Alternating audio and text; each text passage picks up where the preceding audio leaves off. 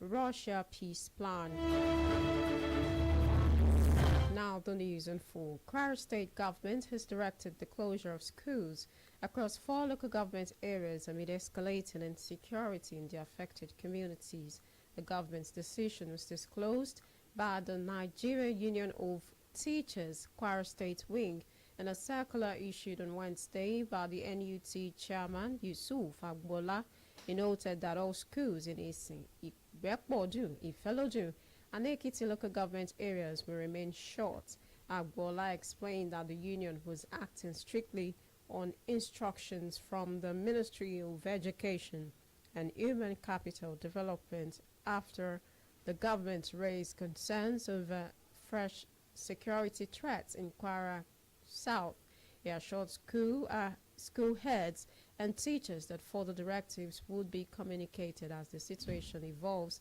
The governor of the state, Abdurrahman Abdurrazak, also announced plans to seek the establishment of a forward operating base of the Nigerian Army and a mobile police squadron in Eruku, Ekiti local government area following Tuesday's night's dreadful panic bandit attack on a church in the community, which left 3 worshippers dead and over 35 adopted. Nigerian Army has dismissed a viral message circulating on social media announcing a sit-at-home order in the southeast, calling it fake and the handiwork of criminal elements. In a statement released on Thursday, the acting Deputy Director of Army Public Relations, 82 Division, Lieutenant Colonel Olabisi Ayeni, said the threat was aimed at instilling fear in the region. The Army and other security agencies have deployed robust security architecture to ensure the safety of residents, adding that no illegal directive would be allowed to restrict the movement or freedom of law-abiding citizens. INE warned that anyone attempting to enforce the fake order or take the law into their own hands would face consequences. According to reports, Federal Court in Abuja will today deliver the judgment in the alleged terrorism trial of Nnamdi Kanu on live broadcast. Recall Kanu's detention is part of the event that has continued to fuel a sit-at-home in the southeast. Tensions over immigration in South Africa have escalated as the anti-migrant group Operation Dudula continue to block foreign nationals from accessing public clinics and public health clinics. Members dressed in military-style uniforms have been stationed at clinic entrances across Gauteng province, demanding identity documents, turning away sick patients and mothers with children despite the Johannesburg High Court ruling declaring their actions unlawful. South African government has insisted that health care is guaranteed for everyone under the law, and officials, including Health Minister Aaron Mosoledi, who condemned the group's activity. Security has been deployed to clinics and several operations were recently arrested. Several Operation Dulula members were recently arrested after entering a maternity ward and demanding patients' documents. Operation Dulula Rise comes amid widespread unemployment and growing anti-migrant sentiment in a country that hosts an estimated 2.4 million foreign nationals.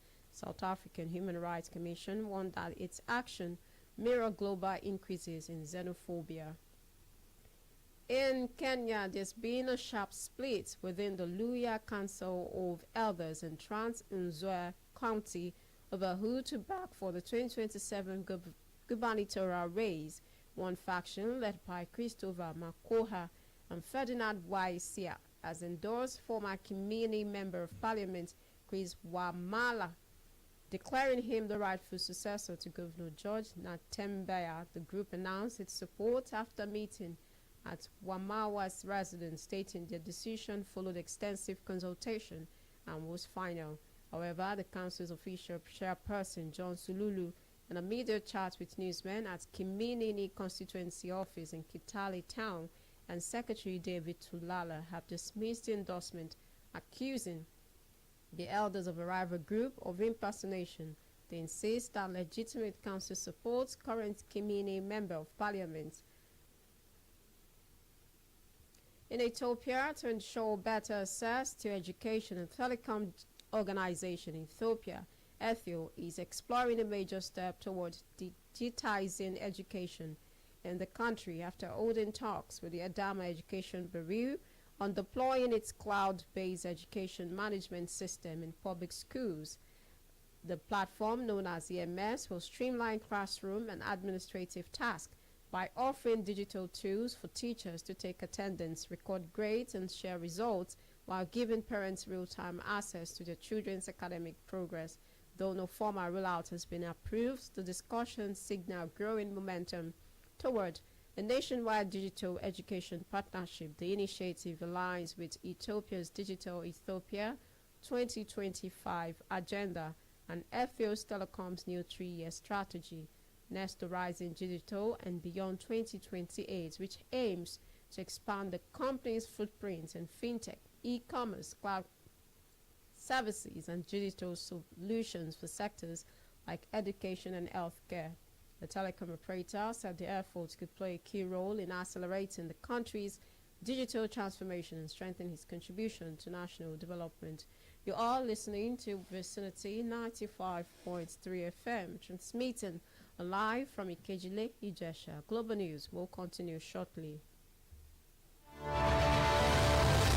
Music. Sports. In towards Lukaku.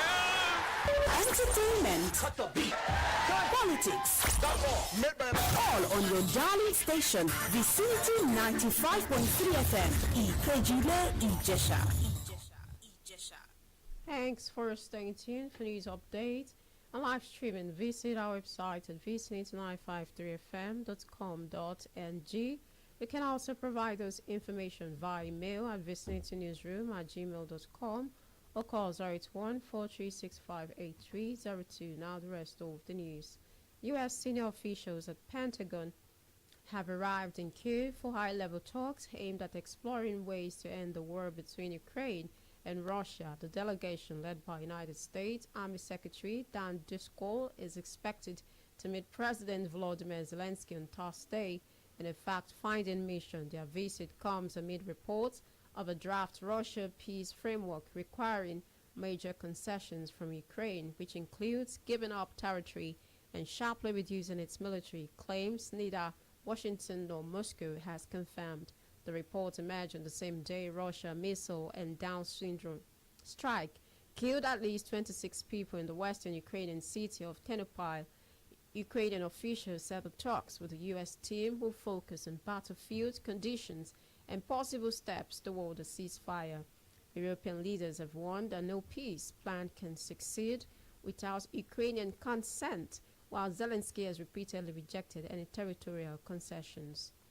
United States President Donald Trump has signed a new law ordering the release of government files related to the late convicted sex offender Jeffrey Epstein. The Justice Department has 30 days to make public thousands of investigative records, which include interview transcripts, seized materials, internal communications, and flight logs. Though some information may be withheld if tied to active investigations or personal privacy concerns. The bipartisan bill was passed by the Congress after Trump reversed his earlier position following criticism from Epstein victims and members of his own party.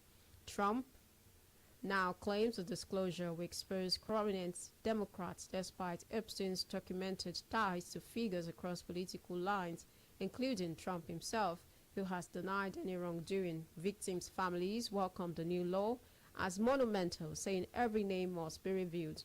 Epstein died by suicide in 2019 in his New York prison cell while awaiting trial on sex trafficking charges. A bit of sports. Bayern Leverkusen winger Nathan Teller's returned to full team training after weeks on the sidelines with a persistent knee injury. The Nigerian sideline since September 12 participated in most of this week's session, making his first extended involvement since a setback and a 3-1 win over Eintracht Frankfurt. Leverkusen manager Kapster Ujmard is taking a cautious approach, prioritizing a pain-free comeback ahead of Saturday's Bundesliga trip to Wolfsburg, though it remains unclear if Teller will feature. Reports suggested his chances are not bad.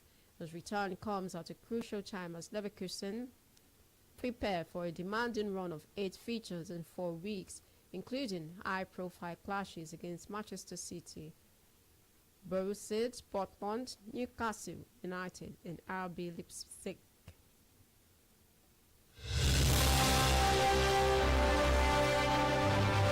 Turn Global News, another look at the headlines. Kwara State government has directed the closure of schools across 4 local government areas amid escalating insecurity in the affected communities. We told you that tensions over immigration in South Africa have escalated as the anti-migrant group Operation Dudula continues blocking foreign nationals from accessing public health clinics.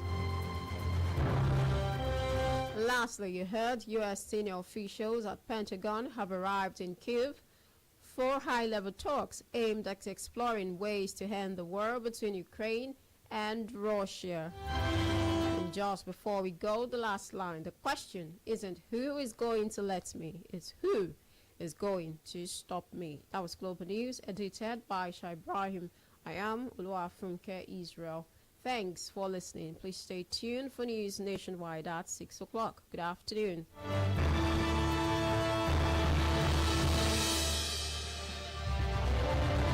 In the state of the living spring,